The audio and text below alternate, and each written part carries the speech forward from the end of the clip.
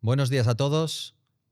Hoy tenemos el placer de entrevistar a Andrés Sendagorta, capitán de corbeta de la Marina Española, piloto de Harrier, medalla del Mérito Naval. Además de eso, presidente de Sener, una de las principales empresas de ingeniería de España. Vamos a hablar de su trayectoria personal, vamos a hablar de Sener y vamos a hablar también de defensa, de si los españoles y los europeos seremos capaces de defendernos solitos en el futuro. Muy bien, pues soy Ramón Blanco, soy uno de los cofundadores de Indexa Capital. Hoy tengo el placer de entrevistar a Andrés Sendagorta. Bienvenido al podcast de Indexa Capital, Andrés. Muchas gracias, Ramón. Pues si te parece voy a empezar repasando un poco lo que es tu trayectoria, luego entraremos en detalle en cada uno de los puntos y si me olvido algo pues me lo dices, ¿no? Pero de Bilbao, que es una cosa que tenemos en común porque Indexa Capital Group, aunque la gente no lo sabe, la sede social está en Bilbao. Un bilbaíno nació en Madrid. Bilbaíno nació en Madrid. Bueno, luego estudias y pasado una fase de estudios, pues entras en la Armada. En la Armada, pues tienes una carrera muy exitosa.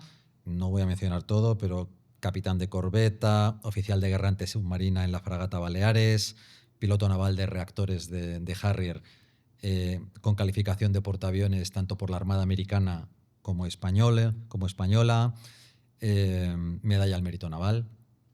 ¿Vale? Y luego, en una segunda parte de tu vida, pues ya entras en el grupo familiar, entras en el grupo Sener y bueno, pues actualmente eres el presidente de Sener y como te aburrías, pues has sido en el pasado presidente del instituto de la empresa familiar y algunas otras cosas, ¿no? Como graduado del IES, etc. No sé si me he dejado algo importante en tu trayectoria profesional. No te has dejado nada. Muy bien. Pues nada, comentarte antes de empezar, yo entiendo muy bien, creo que entiendo bastante bien tu paso por el ejército.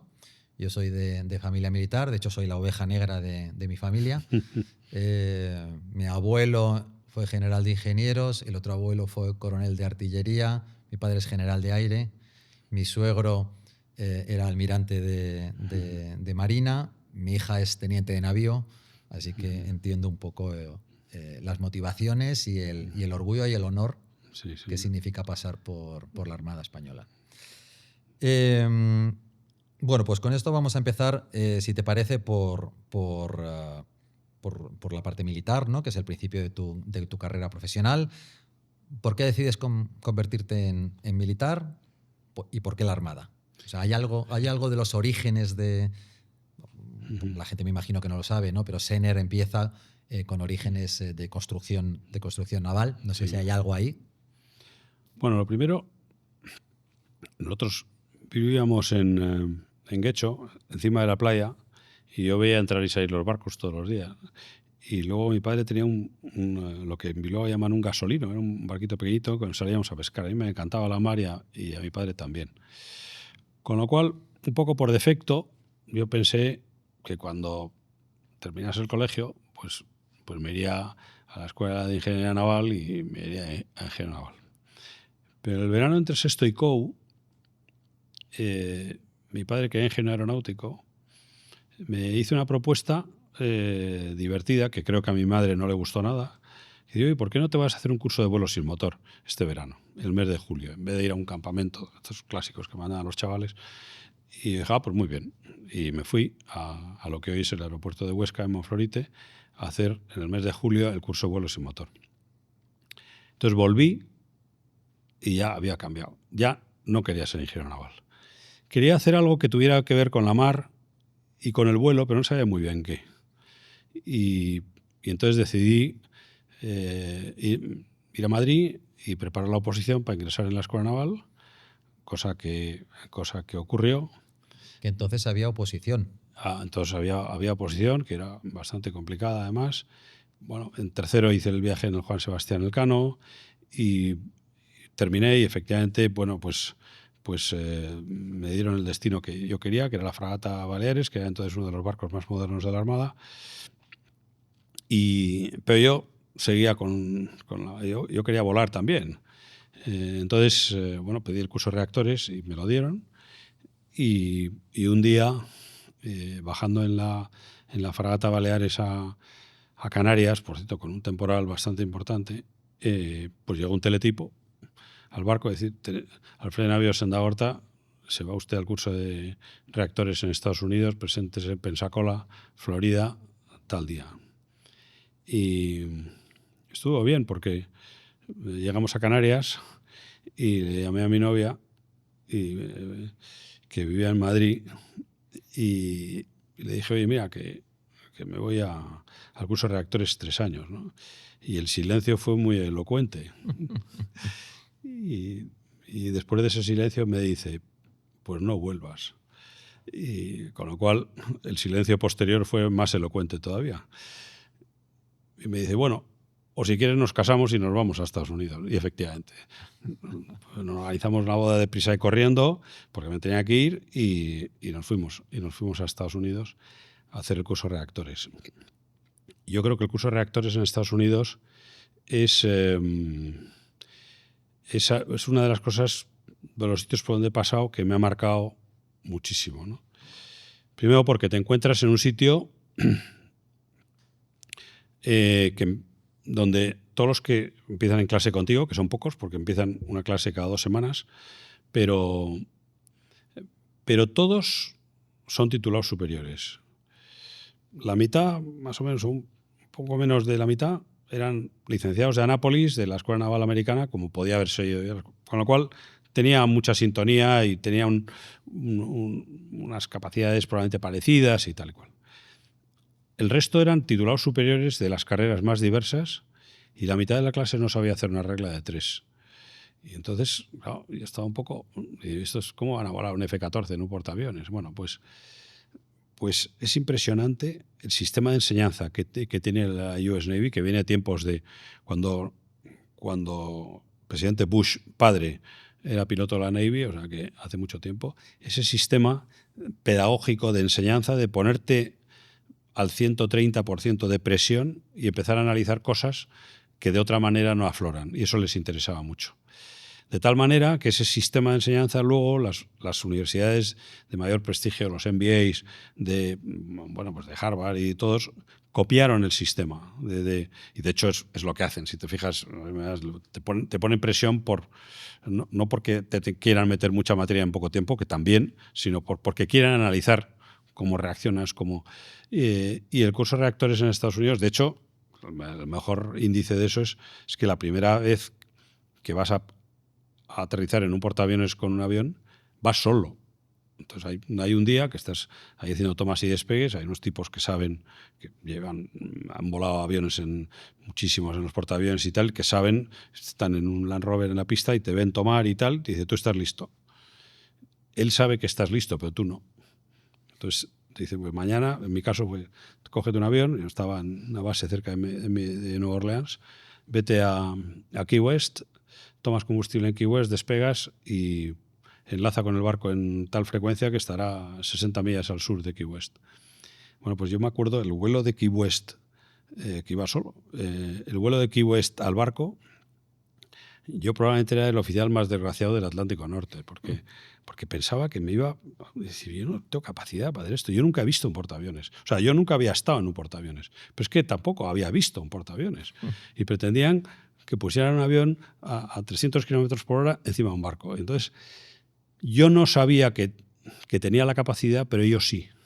Y entonces, ese sistema de enseñanza a mí siempre me fascinó, porque mirando luego hacia atrás, eso servía para enseñarte a volar un avión de combate o para cualquier otra cosa, ¿no? Es decir, este sistema, y me ha marcado mucho, ¿no? A trabajar bajo presión, a tomar decisiones rápido, siempre sabiendo que te faltan datos, pero da igual, tienes que tomar la decisión ahora, a estar rodeado de profesionales muy buenos, y bueno, y entonces, y luego era una época en Estados Unidos, era el Estados Unidos de Ronald Reagan, donde ser piloto de combate en un portaaviones era como ser un cowboy en el oeste.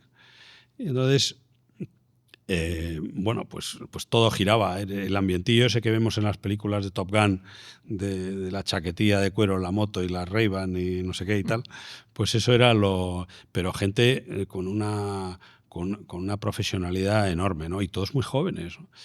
Y bueno, a mí me marcó mucho y entonces volví de Estados Unidos y fue un poco, claro, llegas a Estados Unidos, dices que eres piloto de combate y nadie te hace caso, ni saben lo que es, ni les importa, ni nada. Entonces fue un cierto shock, pero a mí me marcó efectivamente ese tiempo en Estados Unidos, pero en concreto en Estados Unidos y luego los años de la Armada, por supuesto, también, pero me han marcado mucho, sí.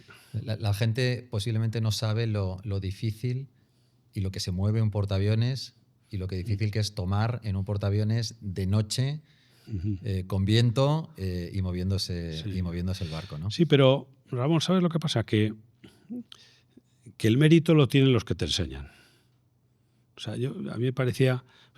por eso, oye, empiezas con una clase que no saben hacer una regla de 3, eso sí, te decían, el primer día había un capitán de fragata por ahí que había estado en todos los líos, donde se había metido Estados Unidos, y decía, aquí solo hacen falta 2 cosas, es ser dócil y ser trabajador. Lo demás lo ponemos nosotros. Y era verdad.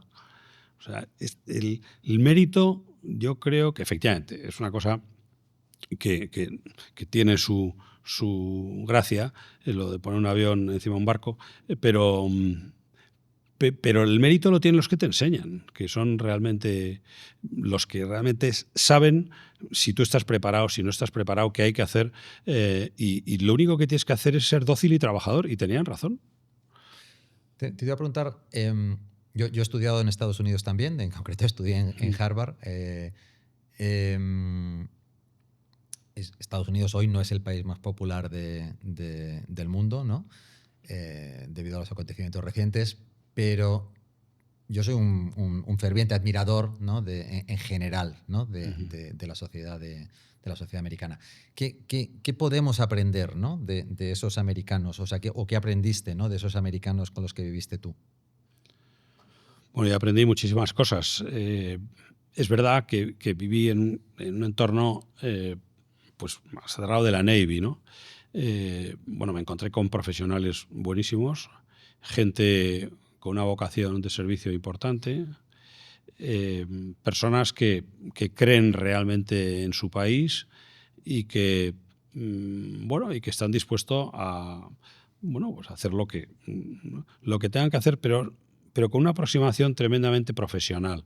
Es decir, que le dan muchísimo valor a la formación, le dan muchísimo valor a que tú hagas el esfuerzo de recibir lo que ellos te van a dar. Y ellos trabajan mucho para dártelo también. Yo creo que Estados Unidos, hombre, estamos viendo lo que estamos viendo, pero Estados Unidos es una gran nación. Nació como una gran nación y yo creo que sigue siendo una gran nación. Yo tengo muchísimos amigos en Estados Unidos y muchos en la Navy, y yo sigo teniendo una admiración grande por Estados Unidos. Y sigo teniendo una admiración grande en Estados Unidos también por una influencia española no menor que tuvo en su momento y que todavía se refleja pues en todos los que hemos vivido en Estados Unidos. Pues es que hay muchos sitios en Estados Unidos donde se saborea lo español. Ahí están por fuera, las misiones de Fray Junípero Serra en California. En California, ahí están toda la zona de la Florida, y luego la inmensidad, ¿no? Dices, bueno, los españoles estuvieron aquí y, bueno, el único extranjero que está en el cuadro en el Congreso americano es Bernardo de Gálvez, que es un español. O sea que yo creo que yo quiero esperar que esta, digamos, crisis o esta actualmente con Estados Unidos, no de España, sino digamos del mundo europeo y tal y cual, pues vuelva a su cauce, ¿no? Porque yo no concibo no ser aliados de Estados Unidos y no tener una relación ya no solo con los gobiernos, sino con la sociedad en Estados Unidos, pues como la que yo he tenido, ¿no? Sí.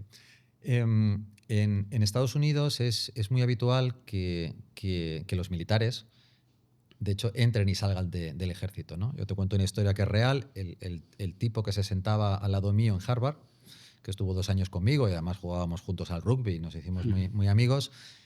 Este era un Navy SEAL, era un oficial de Navy SEAL que después de Harvard se fue a Hollywood, quiso ser actor, fue un actor malísimo. Después se fue a trabajar para Monsanto y después volvió a los Navy SEALs. Llegó a ser, tuvo una serie de puestos de combate y llegó a ser el contraalmirante más joven de los Navy SEALs. Hoy ha dejado los Navy SEALs y es el consejero delegado de una empresa de ciberseguridad. O sea, ¿por qué en España no pasa eso más? ¿No? Y si crees que los militares, ¿no?, al final pueden aportar a la empresa privada, ¿no? Bueno, yo creo que es... efectivamente, yo he tenido la misma experiencia que tú cuentas. Yo tengo muchos amigos en la Navy que luego son directivos en empresas en Estados Unidos. Y creo que en España nos lo perdemos.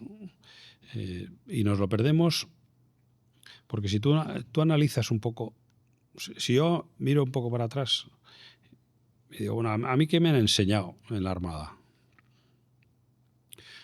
Bueno, me han enseñado muchas cosas, pero unas, digamos, de motu propio, de alguna manera, y otras simplemente observando el mundo que me rodeaba. He tenido el privilegio de estar rodeado de gente que realmente piensa en su país. O sea, que piensa 24 horas en su país y lo cual le afecta a su vida personal de una forma no menor. Eso, digamos, es un privilegio. Y luego te han enseñado una serie de cosas. Entre otras, a volar un avión de combate en un portaaviones. Bueno, que es más o menos sofisticado. Bueno, pues como muchas otras cosas. Pero si yo ahora me pongo a mirar para atrás, como te digo, probablemente lo que más valoro de lo que me han tratado de enseñar es que en el fondo te estaban enseñando a dirigir personas, independientemente. Y eso lo he ido viendo y ha habido momentos puntuales donde lo he visto de una forma muy plástica, ¿no? Por ejemplo, cuando yo terminé en la Escuela Naval, me entrega despachos, que va Su Majestad el Rey, te entrega el despacho en una ceremonia preciosa y tal y cual, y llegas a tu primer incorporación al mundo laboral, ¿no? Te incorporas a un barco, en mi caso era la Fragata Baleares, oficial de artillería y misiles. Bueno, pues lo primero que pasó fue que la gente del área de artillería y misiles de esa fragata, de la cual yo era el responsable de ese área, sabía mucho más que yo del sistema de lanzamiento de misiles y de los misiles de la Fragata Baleares. Pero yo era el jefe. Entonces, fue la primera vez que dije, oye, espera, aquí tienes que dirigir personas que saben más que tú. Luego, primero, ponte a estudiar ya. Segundo, probablemente eso te va a perseguir toda tu vida. Tienes que aprender a dirigir personas que saben más que tú.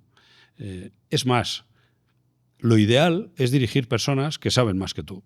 Esa conclusión llegué después. Y rodearte de personas que saben más que tú. Con lo cual, casi el éxito lo tienes, yo no digo que garantizado, pero lo que tienes que hacer. Y si son, oye, pues si tu responsabilidad es hacer jugar a un equipo lleno de Messis, pues eso es lo ideal. Ahora, que también tiene su gracia, porque hacer jugar al fútbol a 11 Messis, pues tendrá su gracia. Pero yo creo que eso es, fíjate, yo diría que de las cosas que ahora valoro, que creo que me enseñaron, que por lo menos yo pude ver. Y he tenido jefes, tanto en el portaaviones como en otros sitios, que eran auténticos líderes. Y que en estos ejercicios que hacemos en las empresas, pues de estrategia y de cuál sería tu dream team para esto, para lo otro, no sé qué y tal cual, yo hago mi dream team para hacer cosas que no tienen nada que ver con lo que hacían, y muchas veces la mitad del dream team me salen oficiales de la Armada. ¿Y por qué? Porque son muchos de ellos son auténticos líderes, personas que saben dirigir personas, ¿no? Yo creo que eso es importante. Y eso, perdernos eso en el mundo empresarial es una pena. O sea, tenemos ahí un tesoro escondido en España, que son la gente de las Fuerzas Armadas, que en su momento, pues a lo mejor tenía menos prestigio o lo que sea, pero es que la gente de las Fuerzas Armadas hablan idiomas, han estado en medio mundo, son personas con una capacidad, son personas que realmente viven su país y son, para mí, en muchos casos son los auténticos patriotas. Y me encantaría, dándole la vuelta al argumento, que el resto de la sociedad tuviera el mismo compromiso. Yo tengo mi aportación a mejorar mi país como empresario, el otro como médico, el otro como bombero y este como oficial de la Armada. Ese sentimiento, ¿no? Pues eso yo, digamos, lo agradezco muchísimo.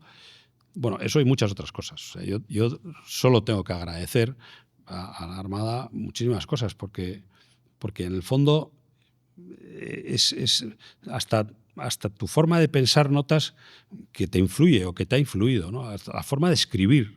Hace un tiempo un señor inglés me escribió una nota y que no tenía además por qué, no tenía ninguna conexión. Y entonces hablando con él luego me dice, usted tiene que ser militar. Y me dejó chafado. Digo, ¿y qué he dicho yo que le pueda dar un indicio? Y no he dicho nada. Y le pregunté por qué. Y me dijo, porque usted no escribe con frases subordinadas. Y me destrozó. Porque efectivamente cogí luego lo que había escrito y no tenía ni una frase subordinada. Y yo no me había dado cuenta, ¿no?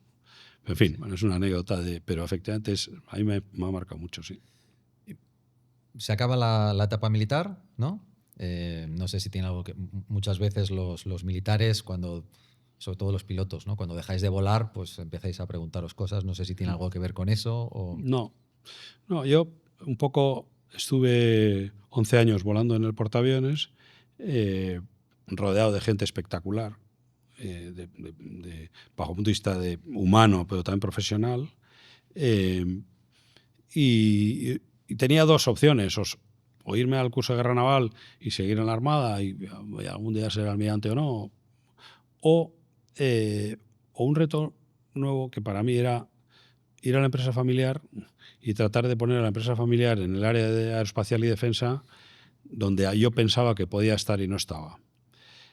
Pero con una condición, y es que yo en ese sentido, yo soy un privilegiado por muchas cosas, pero por una de ellas es porque siempre he trabajado en lo que me gusta, antes y ahora. Y bueno, eso es un motivo de agradecimiento, como digo, de eso y de muchas otras cosas. Y entonces, oye, pues para mí era un reto nuevo, porque efectivamente tú cuando te enfrentas a unos cientos o a unos miles de ingenieros, todos buenos, no puedes ir de hijo de, porque estás muerto. Entonces, tenía que poner en marcha algunas de las cosas que yo no sabía que había aprendido, pero sí, pero tenía la sensación de que lo podía hacer. Y era un reto, para mí sí que era un reto, porque me fui al IES, yo no sabía leer un balance.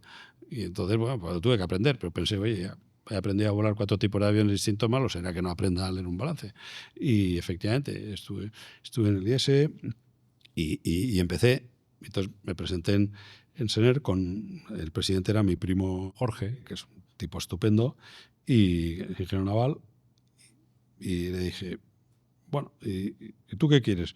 Y dije, pues yo quiero poner a SENER donde tiene que estar en el área aeroespacial. Me dijo, vale. ¿Y qué necesitas? Le dije, pues eso y eso, 2 cosas menores y tal. Y eso es lo que hice. Y me pareció apasionante, efectivamente, tan apasionante como lo anterior. Muy bien. Oye, si te parece, cerramos el capítulo militar y entramos en el capítulo SENER, ¿no? Voy a introducir un poquito la empresa, porque me imagino que nuestro público no lo conoce. Si hay alguna cifra que baila, me corriges, porque son cifras que he cogido de fuentes públicas, ¿no? Pero es una empresa de más de 700 millones de euros de ingresos en el año 2024, más de 4.000 empleados, producción en 41 países, presencia en 18. Es una gran empresa de ingeniería, pero tiene divisiones de defensa y aeroespacial, divisiones de energía, divisiones de infraestructura. Vamos, es una de las principales, si no la principal, empresa de ingeniería en España, y si no es la principal, pues estará entre las principales empresas de defensa y aeroespacial.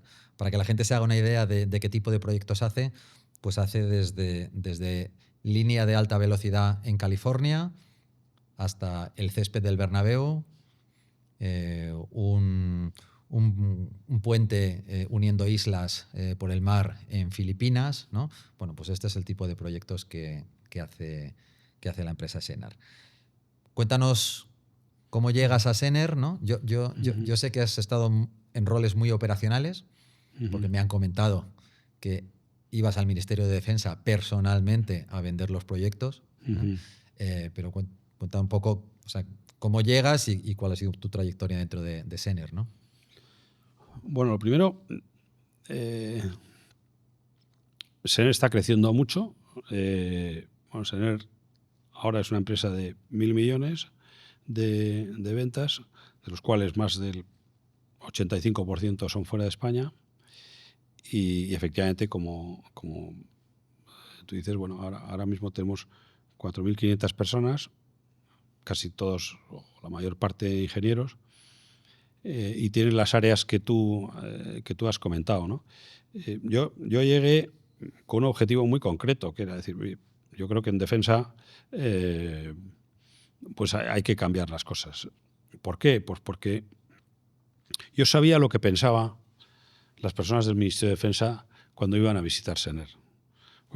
Yo les preguntaba cuando llegué a Sener, oye, estos que han venido, cuando salen por la puerta, ¿qué es lo que dicen? Lo primero que dicen al subirse en el coche, entre ellos, ¿qué es? Os lo voy a decir porque yo lo sé. Y lo que dicen es, oye, esta es una empresa espectacular, hace cosas complejas, hace cosas súper interesantes, pero no hacen nada que yo pueda comprar. ¿Por qué? Porque el mundo de la defensa y el mundo espacial no compra tecnología, compra cosas, compra productos, con toda la densidad tecnológica que tú quieras, pero cosas que tienen que ir en una caja y al final tienen que ir en un camión.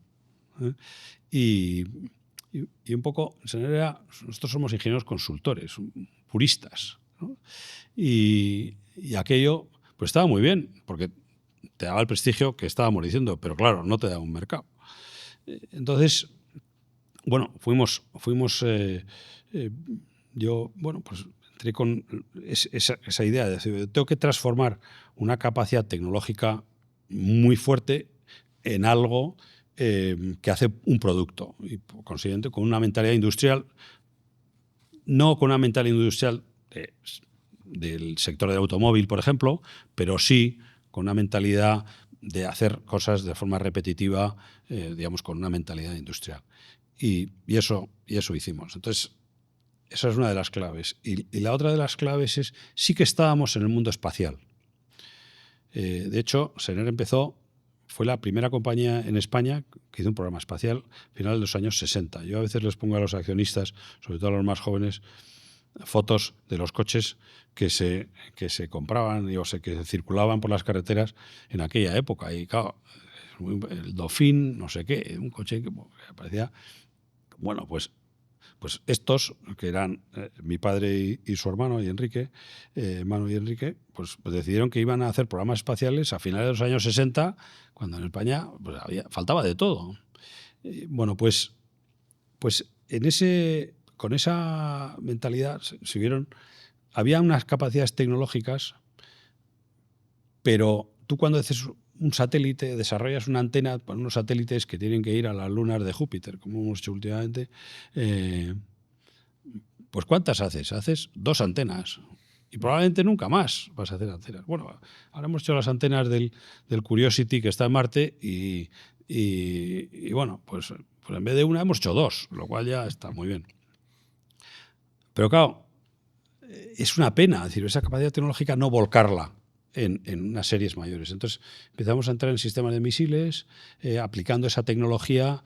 ¿Dónde podemos aplicar esta tecnología? Bueno, pues entonces empezamos poco a poco, digamos, para aprovechar esa capacidad tecnológica en series mayores. Y ahí es donde empezó a funcionar el tema industrial y entonces ahora pues estamos muy concentrados en áreas de sistemas de actuación y control para misiles, donde probablemente tenemos la mayor capacidad en Europa en ese área, en sistemas de comunicaciones y luego en todo lo que tiene que ver con los drones más o menos grandes que ahora están tan de moda a raíz de la guerra de Ucrania, ¿no?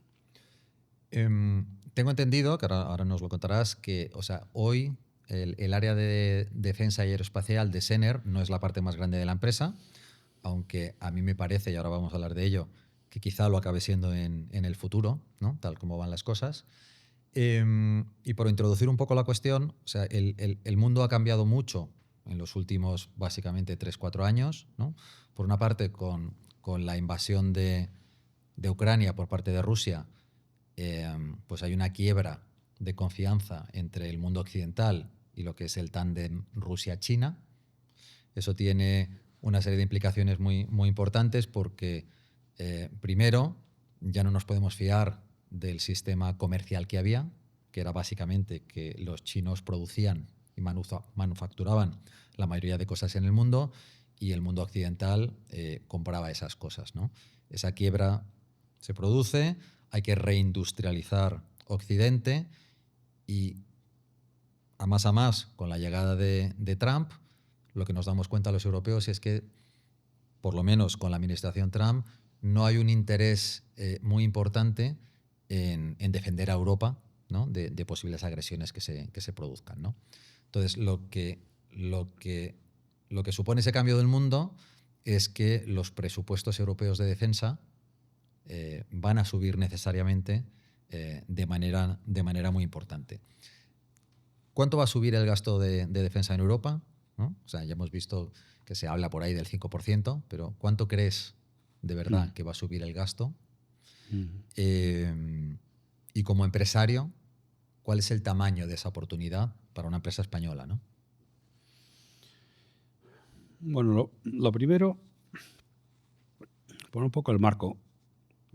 Que más allá de Trump y más allá de... primero vino el COVID. Muchas cosas del COVID se han escrito y tal. Pero una cosa que aprendimos en el COVID y que nos dimos cuenta, digamos, juntando el COVID con el atasco de un barco en el canal de Suez, dices, oye, espera un poco.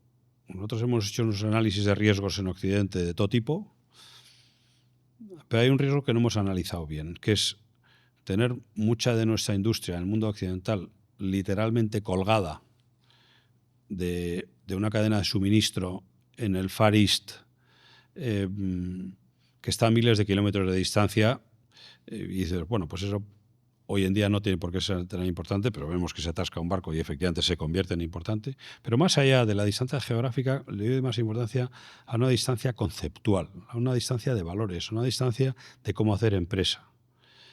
Y ese riesgo no lo hemos analizado. Y eso es antes de la guerra de Ucrania. Se produce la guerra de Ucrania y efectivamente, bueno, está todo el problema del Donetsk y todo esto. Pero ¿qué es lo que realmente ha hecho cambiar en profundidad? Pues lo que ha hecho cambiar en profundidad es que han volado por los aires 2 o 3 cosas que durante los últimos decenas de años en el mundo occidental le han dado una determinada estabilidad. Primero, los convenios de Naciones Unidas. Básicamente lo que decían es que no se podía ganar terreno geográficamente a base de invadir el vecino, cosa que se venía haciendo desde la prehistoria. Pues eso era importante. Bueno, pues eso ya hemos visto que ha saltado por los aires. Sea por ganar territorio geográfico o por los recursos que hay debajo del mar o en tierra, lo que sea. Pero que no se podía... Eso era una regla que funcionó después de la Guerra Mundial, efectivamente se estableció y funcionó. Bueno, pues ahora, lo cual, esa dosis de estabilidad la hemos perdido. Los convenios de Ginebra del 49, que básicamente lo que decían es que en los conflictos armados había que preservar a la población civil. Pues también ha volado por los aires. Saddam Hussein ponía su población encima de los puentes del Tigris y el Éufrates, y todos los pilotos occidentales de la Navy no sé qué, llegaban y tenían un problema. De hecho, no tiraban. Y de hecho, en vez de tirar un puente abajo, pues tirándole un misil a 50 millas o lo que sea, iban a ver el puente y se jugaban el piloto y el avión. Pero querían ver el puente, porque si no veían el puente y veían que estaba lleno de gente, pues no tiraban. Entonces, y el tercero era que en sitios de inestabilidad había algunos acuerdos económicos, bueno, que dotaban de una cierta estabilidad. Y el ejemplo, por ejemplo, es el de Alemania con Rusia. Alemania sabía que Rusia era un peligro. Pero bueno, ya le iba bien, con el gas ruso baratito y tal. Ya le iba bien. Claro, estaba cometiendo. Entonces, esos tres factores que nos han dado una estabilidad incipiente, pero una cierta estabilidad, es que han volado por los aires todos. Entonces, ahora, ¿qué pasa? Bueno, pues Europa se tiene que poner las pilas. Se tiene que poner las pilas porque no es un problema solo de los gobiernos. O sea, sí que tenemos una tendencia en la sociedad de echar la culpa a los gobiernos de muchas cosas, pero en el fondo era un sentimiento de la sociedad. Todos mis amigos, o muchos de mis amigos, eran de Madrid, habían estudiado empresariales, trabajaban en M&A, es decir, y miraban a mí como un bicho raro que dice, bueno, ¿y tú? ¿Tú qué haces? Y tal. Hasta que un día les llevaba una fragata y, claro, y se quedan alucinados. Pero la sociedad misma, o sea, ya no era un problema de los políticos, la sociedad misma tampoco valoraba que la defensa es un bien importante como sociedad. De hecho, yo siempre suelo decir que es, no sé si el más importante, pero luego, cronológicamente el primero seguro. Y el primer deber de un Estado es proporcionar seguridad a sus ciudadanos, porque sin seguridad no hay libertad, ni hay sanidad, ni hay educación, ni hay nada.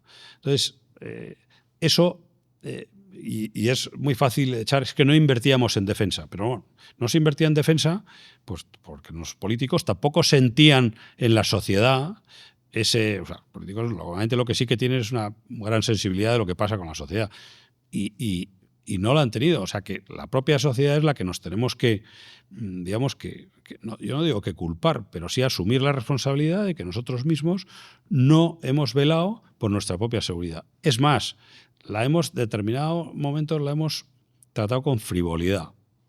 Entonces, ahora nos preocupa, y nos preocupa proporcionalmente de norte a sur.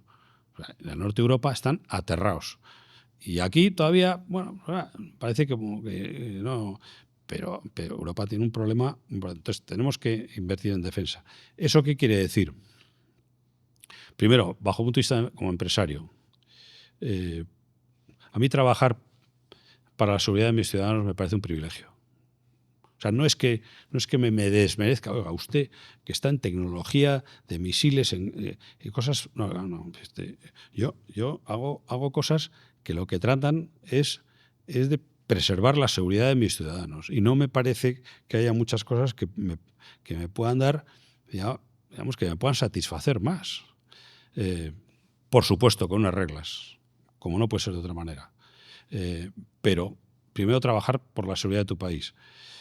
Segundo, pues tienes que hacer cosas respetando unas reglas que están perfectamente establecidas. Lo primero, esto es un sector que está y debe estar intervenido. Yo soy muy partidario de una economía liberal, evidentemente, pero es que el sector de la defensa en los países serios está intervenido. Ya sé que es una palabra que no es muy correcta en los tiempos, pero es que debe ser así, aunque sea solo por la naturaleza de los bienes que se compran y se venden, ¿no? Entonces, bueno, y luego hay otras cosas que a veces se sacan un poco de contexto, digamos, por el lado de darles una importancia mayor. Contribuye al desarrollo tecnológico. Bueno, todo eso es muy importante y es evidente. O sea, el que niegue eso simplemente niega una realidad. Pero lo primero que necesitas es satisfacer las necesidades de lo que necesitan tus militares, lo que ellos dicen que necesitan. ¿Para qué? Para conseguir una cosa que es lo que nos ha dado cierta estabilidad, que es la disuasión. Por eso ahora mismo, o lo de hablar, hay gente que habla, bueno, yo estoy en el mundo de la defensa, pero pero estoy en sistemas, algunos fondos de inversión, por ejemplo, que conozco, en sistemas defensivos, en sistemas ofensivos. No, mire usted, si esto no se trata de sistemas defensivos, se trata de disuasión. Y para tener disuasión y para conseguir disuadir, que es lo ideal es que no pase nada. Y para que no pase nada, lo importante es pues que haya disuasión. Y para que haya disuasión hace falta 2 cosas. Primero, tener la fuerza. Y segundo, la voluntad de utilizarla. Y yo diría que tercero, que tanto tú como el adversario lo sepan. Pero la clave hoy es la disuasión. Entonces, el problema de Europa es que Europa está en una situación ahora de poca disuasión. Primero, porque no tiene los sistemas de defensa, no tiene la fuerza que debería tener. Y segundo, porque hay dudas de que si la tuviera, aunque la tenga no de forma suficiente, tendría la voluntad de utilizarla llegado al caso. Y eso es lo que está haciendo, eso es lo que está ocurriendo todos los días. Cuando unos drones rozan la frontera en Polonia y entran, o los aviones en el Báltico y entran 1 kilómetro en la frontera y luego salen, en el fondo lo que están es jugando, no con saben perfectamente la fuerza que tenemos y saben que tenemos aviones que son estupendos y saben, pero lo que están probando es tu voluntad. Es decir, el día que nosotros, pues un caza ruso entre en espacio danés y lo echemos abajo, pues ese día sabrán que hasta aquí llegó la riada. Y bueno, eso es la disuasión. Sí, te iba a preguntar justo si crees que los europeos vamos a ser capaces de defendernos solos, que parece a lo que nos vamos a enfrentar. A corto plazo me cuesta creerlo. Yo creo que a corto plazo vamos a necesitar sistemas de Estados Unidos, que por otra parte yo es que no concibo que no sea nuestro aliado y nosotros el suyo. Entonces, que ya no es una cuestión de que lo necesitamos, que lo es. Es que no sé, yo me hablo con un norteamericano y siempre he sentido pues que tiene muchísimas cosas. Para empezar, tiene una raíz proveniente del humanismo cristiano común. O sea, hay muchas cosas que tenemos en común. Tenemos una parte de la historia de Estados Unidos pues muy cercana a la historia de España, evidentemente, y a la historia de Europa, por supuesto. Entonces, es que me cuesta tanto concebir eso. Ahora, Europa, yo creo que, por lo menos en un plazo corto, yo creo que lo tiene muy difícil. Pero es verdad que Estados Unidos dice, oye, yo tengo trabajo en el Pacífico y mi punto caliente va a estar en el Pacífico. Tenéis que vosotros espabilar. Y eso no es Trump. No. Eso no es tema Trump. De fondo, eso sí. ya es anterior. Has tocado un punto que yo creo que es importante en temas de defensa, que es hay un porcentaje no desdeñable de la población, que no sé calificarlo en Europa, ¿no? Pero está representado por una serie de partidos que incluso son contrarios a rearmarse, ¿no? Sí. Pues, yo no lo puedo entender, pero ¿qué se le dice a esa gente, no? Bueno, tú... No sé, yo cuando hablo con gente así muy joven, les digo, vamos a ver, ¿tú por qué no te cuelas en una discoteca? Porque hay un tipo en la puerta bien fuertacho y tal. Bueno, y tiene que ser fuerte, pero es que además tú tienes que saber que no te va a dejar entrar y te va a agarrar del brazo y si te empeñas te va a apretar. Entonces, tú dices, no, pero es que nunca nadie se va a tratar de colar en una discoteca, entonces no pongo un tío en la puerta. Vale, es una opinión que yo respeto, pero creo que no es realista. Me encantaría que fuera así. Pero desde la historia de la humanidad, desde el principio, a veces digo de broma, desde el primer tío que vivía en una caverna y vio que la de al lado era más calentita y entró con una maza y le sacó al que vivía en esa caverna, ahí se fastidió. Entonces, no sé, a mí me parece que es una visión que, bueno, pues muy posibilista, pero que muy lejana de la realidad, muy lejana de una realidad. Entonces, tú no estás dispuesto a defender tu libertad, que es precisamente lo que normalmente en esos partidos políticos suelen estar muy, muy encima. Dice, claro, yo quiero defender mi libertad y la libertad de mi sociedad. Entonces, y como hay gente que quiere negarme esa libertad, pues ahora, si tú no quieres ver eso, pues hay un velo que no te deja ver esa realidad, pues yo, no tiene mucho remedio, pero creo que no es lo que ocurre en la humanidad desde hace miles de años.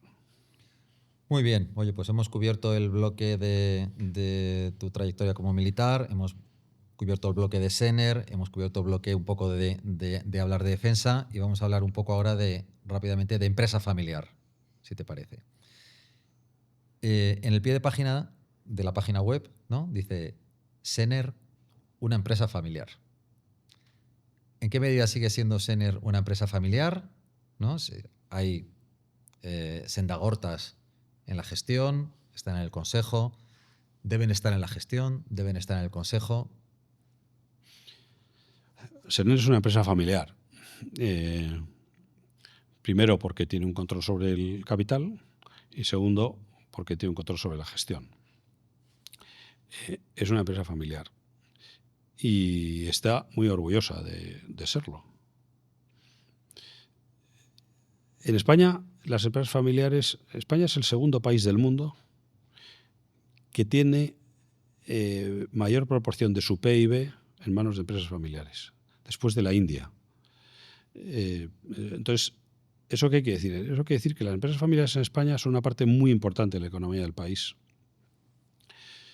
Bueno, y es una empresa familiar que, efectivamente, que lo fundaron dos hermanos, ha pasado esa generación, ahora estamos en la transición de la segunda a la tercera. Lo que pasa es que a efectos de árbol genealógica sería la cuarta, porque en vez de ser un padre con dos hijos, son dos hermanos los que la fundan.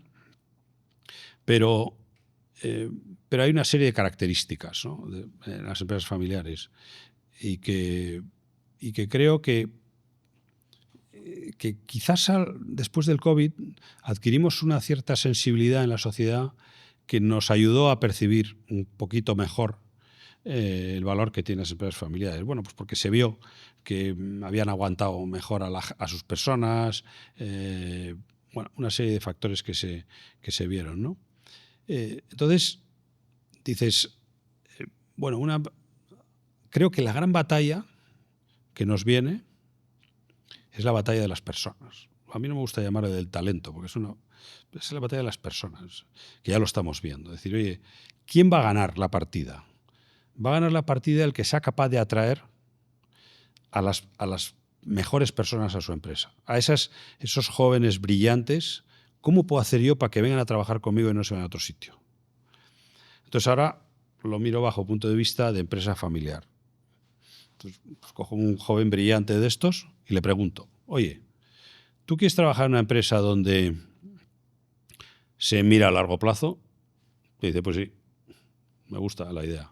¿Tú quieres trabajar en una empresa donde hay una cierta prudencia financiera mayor? Pues sí. ¿Donde se cuida a las personas de una forma especial? También. Oye, una empresa que tenga unos accionistas reconocidos y reconocibles, ¿no? Un fondo de pensiones de las viudas de los taxistas de Sydney, unos tíos que sé dónde viven, sea qué colegios van sus hijos. Oye, pues sí, casi prefiero. Vale. Una empresa donde hay un apego a la tierra, donde tú le dices, oye, pues probablemente McKinsey no le dijo a Ortega que tenía que poner Inditex en Arteixo. O sea, probablemente Probable. Lo puso en Arteixo porque él es de Arteixo y se acabó. Entonces, hay un apego a la tierra. Todo eso son cosas, digamos, que creo que pueden tener su atractivo en esa batalla que estoy seguro que viene, que es la de atraer a las mejores personas a nuestras empresas. Claro, tiene sus sombras, y su sombra es la gobernanza. O sea, el talón de Aquiles de las empresas familiares es la gobernanza. Esa iba a ser mi siguiente pregunta. Te iba a preguntar ¿Tienen las empresas familiares que tener necesariamente un protocolo? ¿No tienen que tenerlo? Si lo tienen que tener, ¿qué tipo de protocolo? Por ejemplo, yo tengo un amigo que salió de una empresa familiar, es un empresario de mucho éxito, pero cuando salió de la empresa familiar tuvo que dejar todas sus acciones. Lo obligaron a dejar todas no solo su cargo ejecutivo, sino también vender sus acciones. Mira, yo no sé el protocolo, pero yo creo que, primero, yo creo que alrededor de la empresa familiar a cada familia la han educado de una manera. Entonces, la farmacopea no es común para todos. Yo diría que hay dos reglas que podrían ser como dos dogmas, ¿no? La primera es que una empresa familiar no se puede gestionar como si no lo fuera. A veces aparece alguien, tienes que hacer esto y lo otro, demás allá, espera poco. O sea, esto es una empresa familiar donde ese tema es de una sensibilidad brutal y a lo mejor es un tema que objetivamente no es tan importante, pero bueno, pero por lo que sea, esa familia pues es muy sensible en ese tema. O sea, lo primero es no puedes, digamos, tratarla como si no lo fuera. Y la segunda es que toda empresa familiar la tienes que gestionar de forma profesional. Pero fuera de eso, pues yo he conocido empresas donde toda la familia trabaja en la empresa y es perfecto. Otras donde toda la familia trabaja en la empresa y es un desastre. Luego, no necesariamente ese elemento.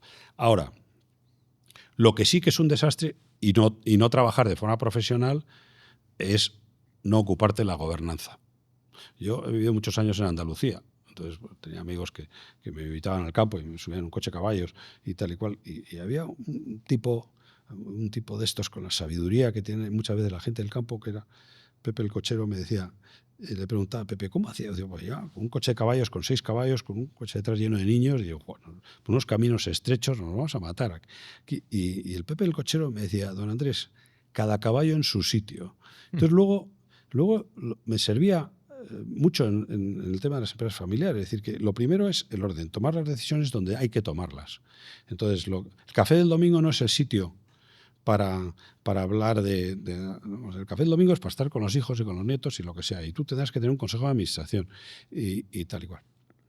Y también, un poco, siguiendo con el símil del cochero, es decir, una empresa familiar es un coche de caballos con 2 caballos. Un caballo es el caballo mercantil, del que todo el mundo habla. Oye, pues la cuenta de resultados, el balance, la deuda, no sé qué, las ventas, todo lo que tú quieras. De eso es lo que todo el mundo habla. Y el otro caballo no come de eso. El otro caballo come de afectos, de cómo te han educado, del apego a la tierra. Y ese caballo hay que cuidarlo. Y ese caballo hay que darle de comer, porque para que el coche vaya bien. Entonces, las empresas familiares que descarrilan, normalmente descarrilan por ese caballo, no por el otro. Entonces, con la peculiaridad de que el descarrilamiento es violento, porque se derrumban columnas de tu vida que son muy importantes. Se derrumba tu empresa, se derrumba tu familia, es que se te cae, o sea, tu propia vida sale tocada de ese tema. Entonces, por eso la gobernanza es tan importante, porque primero por justicia hacia las personas que trabajan, hacia los stakeholders en general, pero es que segundo por tu propia felicidad. Y de eso te tienes que ocupar. Y te tienes que ocupar de cosas que a veces pues, no te apetece ocuparte. Oye, es que mi hermano dice no sé qué. Pues, no sé qué. Bueno, pues oye, ocúpate. Habla con tu hermano. Decir, oye, manténle cerca de la empresa. Yo no sé, pero o sea, no son matemáticas, pero es muy importante. Entonces, yo no me canso de repetir. Las empresas familiares pueden ser un tesoro o puede ser un infierno. Pero tienes que empezar desde ahora. Tú tienes un bar y nace tu primer hijo, pues ya tienes una empresa familiar. O sea, vete pensando. Al principio a lo mejor tienes que pensar poco. Pero tienes que preparar las cosas. Yo no digo, dice, bueno, el gran talón de Aquiles es el relevo en la empresa familiar. No, el relevo es la punta del iceberg. Pero mantener a los accionistas cerca, que entiendan el negocio, si le doy salida o no a los que no quieran estar, cómo lo hago. O sea, esas cosas es como todo. Los americanos a mí me decían cuando estaba en Estados Unidos una cosa que he visto que aplican, y ya lo acabamos de ver en Venezuela, ¿no? Decían una máxima que tenía, train as you fight, fight as you train. Entonces, claro, dices, oye, pues si tú no preparas... y yo no puedo hacer lo mismo. Decir, bueno, yo ya tengo un protocolo, se ha acabado. No. O sea, lo que hacía mi padre y mi tío en Sener no es lo mismo que puedo hacer yo. Ellos fueron los fundadores. Los fundadores tienen un carisma especial siempre. Y yo no soy el fundador. Yo no puedo hacer lo que hacía mi padre. Primero, porque no tengo la capacidad. Y segundo, yo tengo que tener una estructura que me acompañe. Ellos a lo mejor no la necesitaban. Es decir, cada momento lo tienes que trabajar de una forma diferente, pero lo tienes que trabajar. Y entonces, yo creo que el mayor, y se lo digo incluso en el mundo político, o sea, oye, vamos a ver, y en el mundo financiero. Yo a veces cuando me preguntan gente que está en el mundo financiero, en los fondos y tal y cual, y yo les pregunto, ¿tú invertirías en esta empresa? No les digo cuál, o les digo cuál, ¿invertirías? Y les pregunto, ¿por qué? Y además te lo explican muy bien. Dice, pues por esto, por no sé cuánto, por tales ratios y tal y cual. Y yo les pregunto, oye, ¿y dentro de esos ratios no está el relevo? Porque hay empresas en España que te diría, yo invertiría y en esta no invertiría. ¿Por qué? Pues yo no veo un relevo claro ahí. Y para mí es que es fundamental. Tarde o temprano eso les va a dar un disgusto. Y por consiguiente yo no voy a invertir, si es una compañía cotizada, ¿no? Entonces, el tema de la gobernanza, incluso, como decía, a los políticos, decir, oye, vamos a ver, si tú quieres cuidar las empresas familiares, no te preocupes tanto. Eso pasa mucho en el País Vasco, ¿no? Están muy preocupados porque vienen los fondos, como sabes, y entonces vienen y compran una compañía, y una vez que un fondo compra una compañía dicen que ya se desarraiga y no sé qué, no sé cuánto. Digo, bueno, muy bien, eso puede ser cierto o no, pero no te preocupes tanto por las empresas, porque viene un director financiero que te dice que tienes que poner tu sede social en Delaware y él mira una serie de factores y dice, oye, hay que irse a Delaware. Y tú dices, oye, espera, yo no me voy a Delaware porque soy de aquí. Vale, entonces, en vez de ocuparte del director financiero que te va a decir que te vayas a Delaware, ocúpate de la familia, que es el que va a decir que te quedes aquí. Entonces, si tú cuidas a las familias cuidarán de las empresas. Entonces, ocúpate de las familias. Entonces, ¿eso qué quiere decir? Bajo punto de vista, oye, pon sistemas de financiación. Oye, hay una empresa que quieren vender, parte de la familia quiere vender y parte no. Pues el que se quiere quedar, el problema que es que a lo mejor tiene que vender poniéndote dinero para comprarle al que se quiere quedar, pues ayúdale. Busca mecanismos de financiación con financiación blanda y tal y cual, pero ayúdale al que se quiere quedar, porque ese es el que te va a garantizar que esa empresa se quede allí. Muy bien. Pues si te parece, cerramos el bloque de empresa familiar, entramos ya en el último bloque, tenemos que ir acabando. Muy bien. Y es un bloque ya más personal, ¿no? Entonces, esto es un podcast de inversiones, ¿no? Al final somos una empresa de inversiones, entonces a todos los invitados les preguntamos cómo tienen repartido su patrimonio en porcentaje, ¿no? O sea, para ver si eres una persona muy arriesgada, para que vea la gente también cómo gestionan, ¿no?, los invitados su patrimonio. Entonces, aquí te pediría que nos dijeras más o menos, o sea, cuánto tienes en renta variable, cuánto tienes en renta fija, cuánto tienes en activos y líquidos, sin tener en cuenta, por supuesto, lo que es la participación empresarial, ¿no? Pues mira, yo diría que en bolsa tengo como el 30%. El resto, bueno, en fondos que son como a largo plazo en determinadas cosas. Pero tengo que reconocer que no me divierte nada. De tal manera que las personas que se ocupan de gestionar eso, pues que tienen que hacer su trabajo bien y reportármelo, pues lo miro un poco como el sacrificio periódico que tengo que hacer de escucharles. Porque ellos están haciendo su trabajo y lo están haciendo bien y yo les tengo que atender, pero me aburre muchísimo. Yo reconozco que me aburre. Pero les atiendo y además, oye, pues les hago comentarios. Hombre, y les trato de ayudar. Es decir, oye, pues en cosas que veo simplemente por lo que hago en Sener. Digo, oye, en el mundo de las infraestructuras, en el mundo occidental, va a tirar mucho. Digo, oye, pues tú verás, en estos fondos o en estos no, o en esto sí, en esto no. Y luego me gusta el largo plazo, pero no me gusta, tengo bastante aversión al riesgo, porque entiendo que el riesgo lo tengo concentrado en Sener. Y entonces, estas otras cosas, bueno, pues no me gusta correr demasiados riesgos. Ahora, tengo que reconocer que me gustan los temas industriales.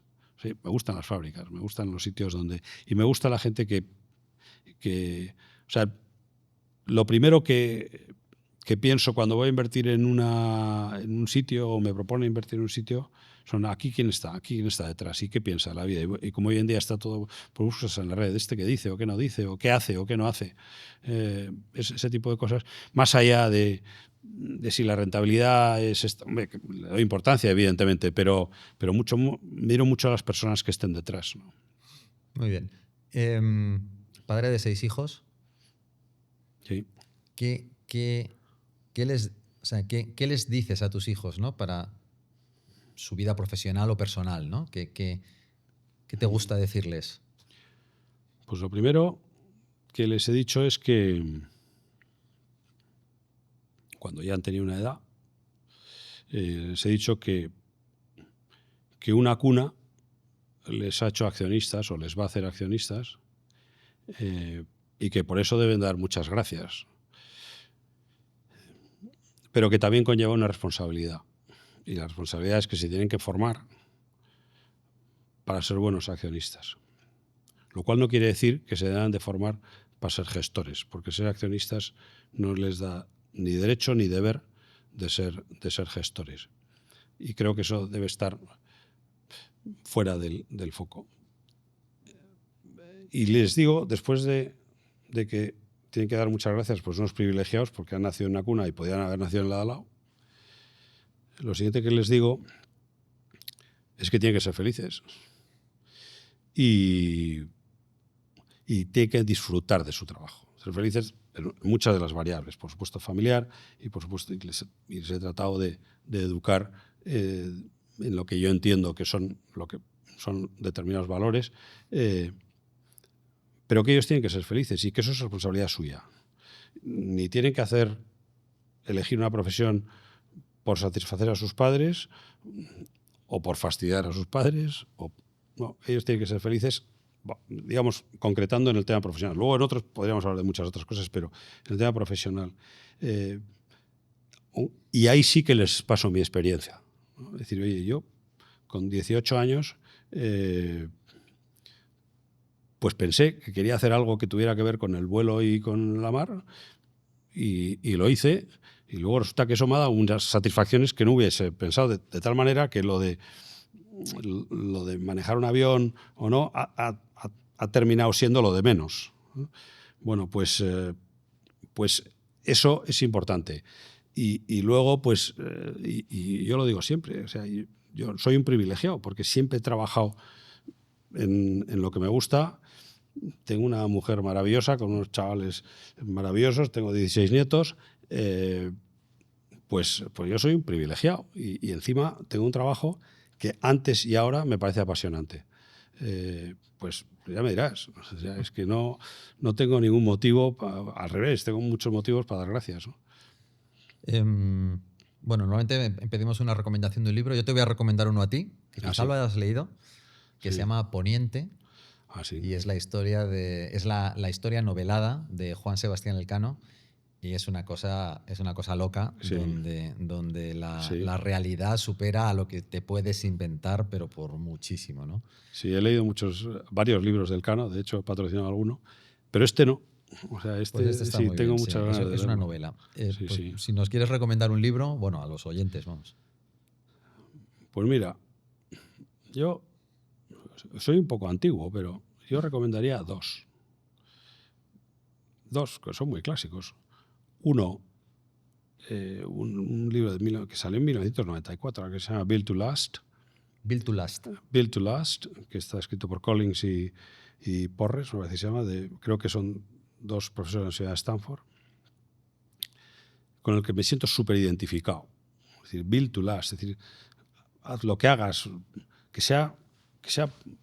que deje pozo, que sea a largo plazo, que sea algo que ha sido tu granito de arena. Me da igual en el mundo empresarial, en el mundo profesional, en lo que sea. Build to last. O sea, haz una cosa para que dure, para que no una cosa efímera, ¿no? Entonces, yo creo que eso lo reflejaron muy bien. Yo lo leí hace muchos años y es un libro que me ha encantado mucho. Y luego otro libro que me parece que es antiguo, pero que no puede estar más de actualidad, que es La defensa de la hispanidad de Ramiro de Maeztu. Yo creo que todos deberíamos de leer ese libro o por lo menos repasarlo. Muy bien. Una frase que te guste, que repitas, ya has comentado alguna, ¿no? Durante la entrevista, la de fight as you train, ¿no? Train as you Fight as you fight. train as you fight. Eso me lo enseñó un capitán de fragata americano y siempre me ha parecido interesante. Eso sobre todo pasaba cuando yo se lo decía mucho a los pilotos cuando era jefe de operaciones y hacíamos un show de estos que hacían los aviones y tal, y a mí me daban pavor porque la gente se calienta y tal, y oye, empezaban a pasar, y oye, si hemos dicho que vas a pasar a 1000 pies, pasas a 1000 pies, ni uno más ni uno menos, cuidado con esto. O sea, ese tipo de cosas los americanos sí que me lo han grabado muy a fondo, pero hay una frase muy corta que leí hace muchos años, que la verdad es que la he usado mucho, ¿no? Y para mi propia vida, que es para servir, servir. Y eso es algo que escribió San José María Escrivá y que, claro, es que luego lo aplicas a todo. Es decir, oye, si tú quieres ser útil en la sociedad, en tu trabajo, en tu familia, en no sé qué, pues primero tienes que tener una voluntad de servir, pero también tienes que tener una voluntad de aprender.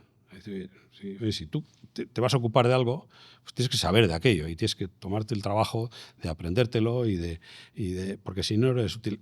Entonces estoy volviendo al propósito de Sener, en el fondo, que es